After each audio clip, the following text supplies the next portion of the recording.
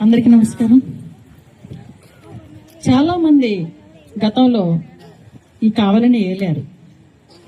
కొంతమంది మంచి చేశారు, కొంతమంది మమ అనిపించారు. కానీ ఇక్కడ కూర్చున్నారే మన శాసనసభ్యులు వారు, ఇందాక తను చెప్పింది, మమ్మల్ని పరిగెత్తిస్తారు, ఆయన పరిగెత్తుతూనే ఉంటారు, చేయకపోతే ఇబ్బంది. సో ప్రజల్లో మమేకమై ఎంతసేపటికి అది ఆడ కానీ మగ కానీ ప్రతి ఒక్కరికి విలువలు ఇచ్చి, ఎంత చిన్న వాళ్ళైనా సరే, ధనికులైనా సరే, పేదవాళ్ళైనా సరే, రాగానే రమ్మ అని చాలా గౌరవించే వ్యక్తి, మొట్టమొదటి వ్యక్తి కావ్య కృష్ణారెడ్డి గారు. ఆయన ప్రతి డిపార్ట్మెంట్ లో కూడా మహిళలనే అనే కాదు, జెంట్స్ అయినా కూడా ఎవరికి ఇబ్బంది పెట్టరు. నేను స్వయంగా విన్నాను. ఏ డిపార్ట్మెంట్కి వెళ్ళినా కూడా ఎవరిని ఇబ్బంది పెట్టరు.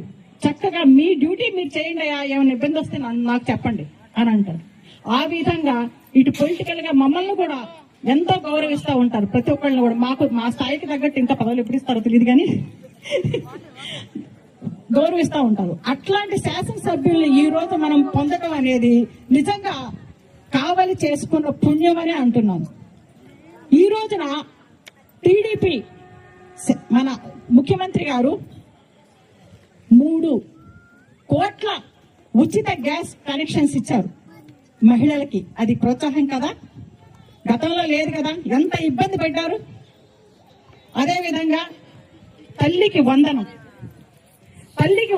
అనే పథకం కింద 67 లక్షల మంది ఖాతాల్లో 10,000 కోట్లు వేశారు. అది కూడా మహిళలను ప్రోత్సహించడమే కదా. అదేవిధంగా 5,000 మినీ అంగన్వాడీలను మెయిన్ అంగన్వాడీలుగా చేశారు. అదేవిధంగా 3 లక్షల సొంత ఇంటి కళ. ఇలా చెప్పుకుంటూ పోతే మహిళల కోసం అనేకం చేశారు. ఇది మహిళా పక్షపాతి అయిన ప్రభుత్వం. ఈ ప్రభుత్వం చేసే ప్రతి ఒక్కటి కూడా మహిళలకి నీరాజనాలు అర్పిస్తూ మహిళలకి ఎంతో ఉత్సాహంగా ప్రోత్సహించే ప్రభుత్వం. కాబట్టి అక్కడ చంద్రబాబు నాయుడు గారు, ఇక్కడ కావ్య కృష్ణారెడ్డి గారు ప్రతి ఒక్కరిని కూడా ఆర్థికంగా నిలదొక్కునే విధంగా ప్రోత్సహిస్తున్నారు అనటంలో అతిశయోక్తి లేదు. మనందరికీ తెలిసిన విషయమే.